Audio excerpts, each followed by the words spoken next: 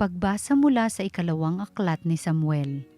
Nang magtagsibol, panahong angkop sa digmaan, pinalabas ni David ang buong hukbo ng Israel sa pangunguna ni Joab at ng iba pang mga pinuno.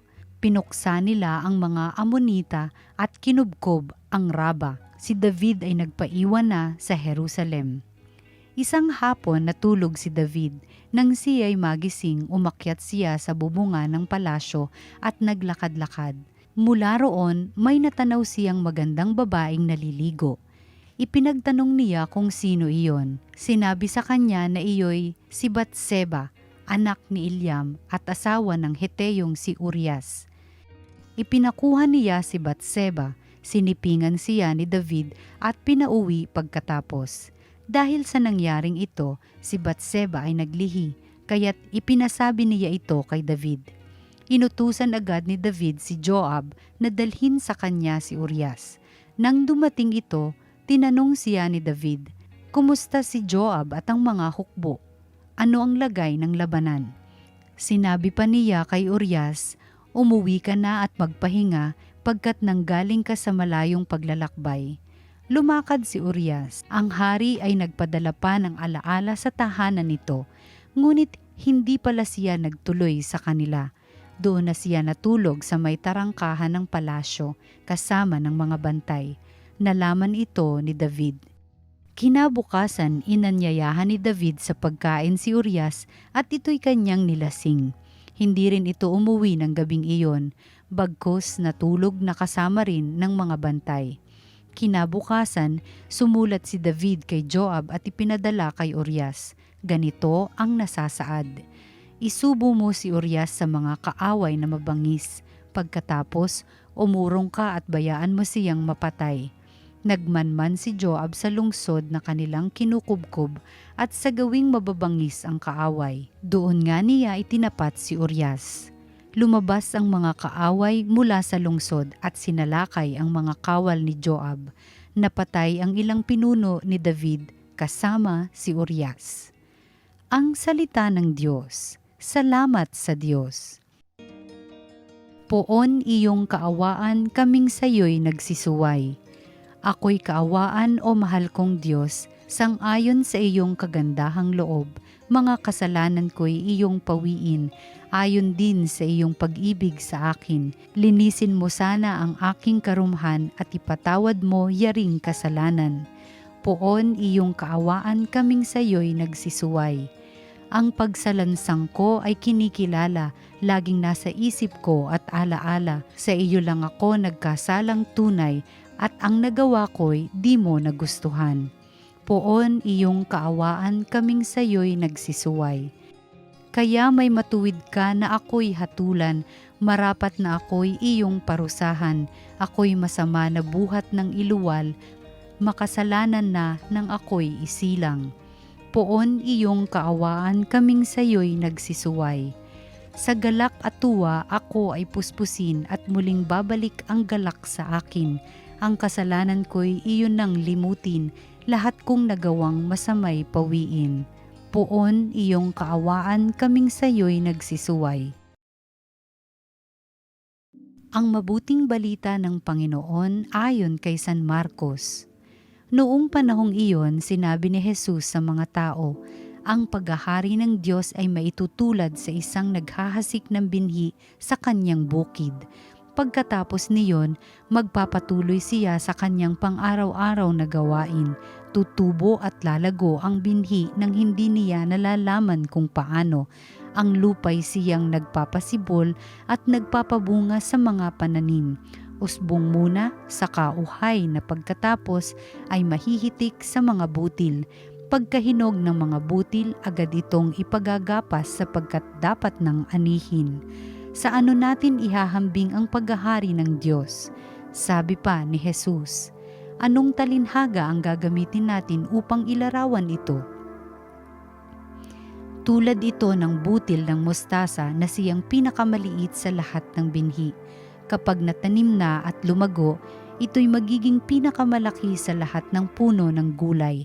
Nagkakasanga ito ng malalabay, anupat ang mga ibon ay nakapamumugad sa mga sanga nito.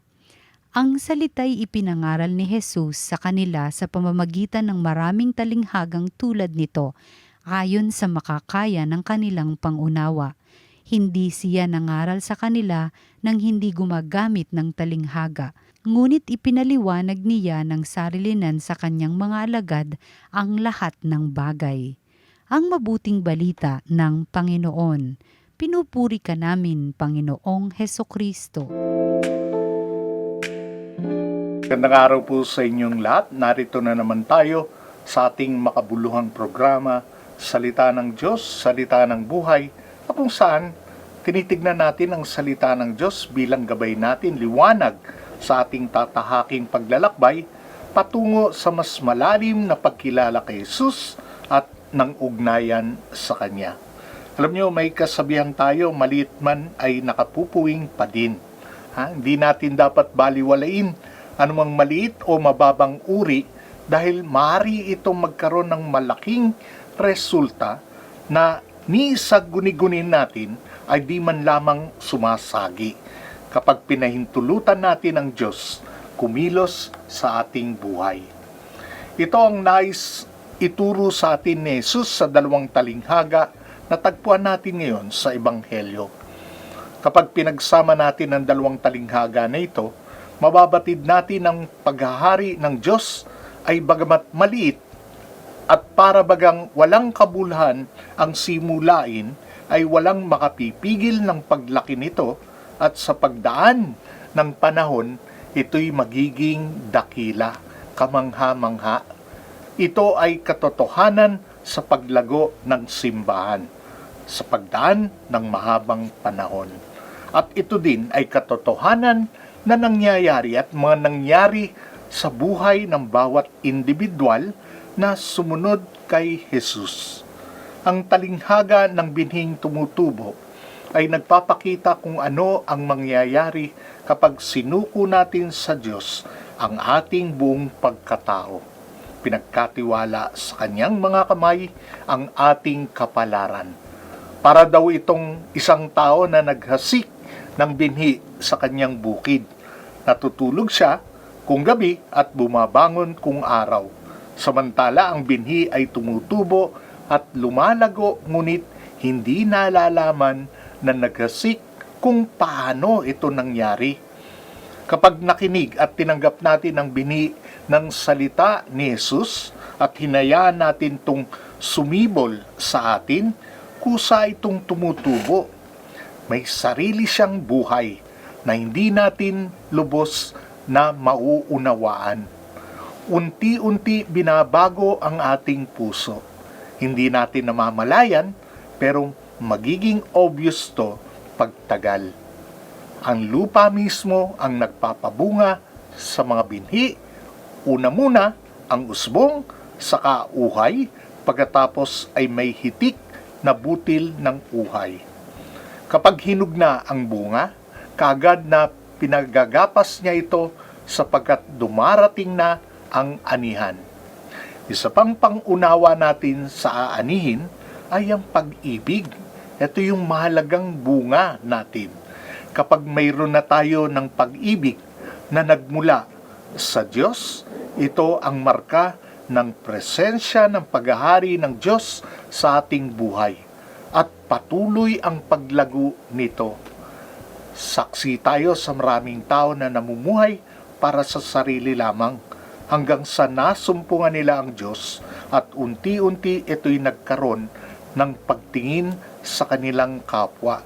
Tumutubo, lumalago, umuunlad ang kanilang pag-ibig dahil lumalabas na sila sa kanilang sarili. Walang kapangyarihan na makapipigil nito hanggang sa ito'y dumating sa kaganapan. Pero dahil sa kalayaan ng tao, sa kanyang panghihimasok, paglaban sa Diyos at ilusyon na maglaro para bagang siya'y Diyos, pwede siyang maging sanhi ng pagbagal, ng pagtubo, o kaya pwede ngang matigil ang pagtubo niya, ang pag-unlad niya, magdagdag pa sa kalituhan at kahihiyan para sa Kanya. Di natin dapat pinangangahasan na magpanggap o maglaro na parabagang tayo'y Diyos na ginagawa natin sa maraming pagkakataon. Ang tanging bunga nito ay galit lamang at takot.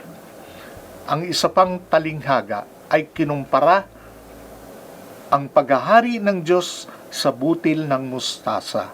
Ito ang pinakamaliit sa lahat ng mga binhi na kapag tumubo na, nagiging pinakamalaki sa lahat ng mga tanim. Lumalago ang mga sanga nito, anupat ang mga ibon sa himpapawid ay makapamumugad sa lilim nito. Para makakilos at makagawa sa atin ng Diyos, kailangan nating maging maliit din. Pinakamaliit hanggat maaari. Sa ating kahinaan, umiiral ang kanyang kapangyarihan. Sa ating pagiging maralita, tayo'y kanyang pinagyayaman. Sabi ng Panginoon kay San Pablo, sapat na sa iyo ang aking biyaya, dahil ang kapangyarihan ko'y nakikita sa iyong kahinaan. Kapag tinatanggap natin ang ating kahinaan, kakulangan at isuko ang lahat na ito sa kalooban ng Diyos, nakagagawa siya ng mga bagay na dakila sa ating buhay na di man lang sumasagi sa ating guni-guni, na biyaya sa atin at biyaya pa din sa mga taong nakapaligid sa atin.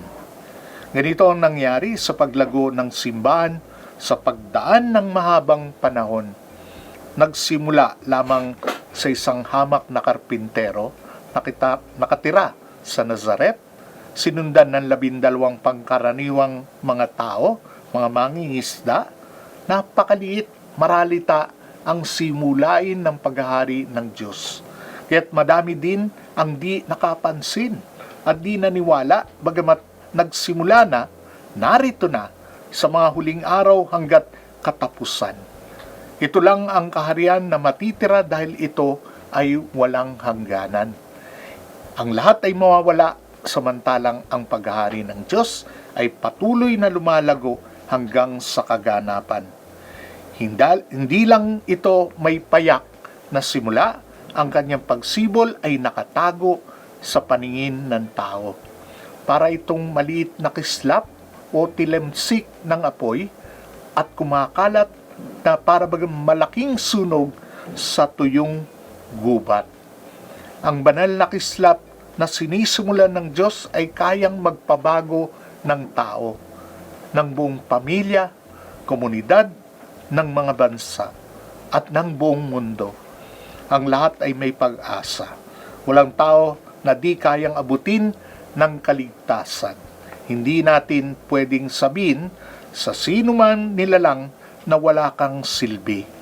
Ang habag at pag-ibig ng Diyos ay higit sa ating kahinaan at kasalanan. Kapag kumilos ang Diyos, anumang maliit ay maaring lumaki. Maraming salamat po sa inyong lahat at ngayon tayo'y mananalangin. Sa ngalan ng Ama, ng Anak, at ng Espiritu Santo. Panginoon, manatili nawa ang iyong presensya sa aming buhay. Huwag kaming mawalay sa iyo. Huwag mong hayaan ang aming kahinaan at pagkamakasarili ay humadlang sa nais mong paglago namin. Dinadalangin din namin sa iyo ang simbahan na patuloy itong magbunga at umunlad at maging tanda ng iyong pag-ibig sa mundong patuloy na nagre-rebelde sa iyong paghahari. Buksan mo ang aming puso sa iyong salita upang kami maging ganap ayon sa iyong kasiyahan at layunin para sa amin. Ang lahat na ito iniling namin sa ngalan ng anak na si Kristong aming Panginoon. Sa ngalan ng Ama, ng Anak, at ng Espiritu Santo.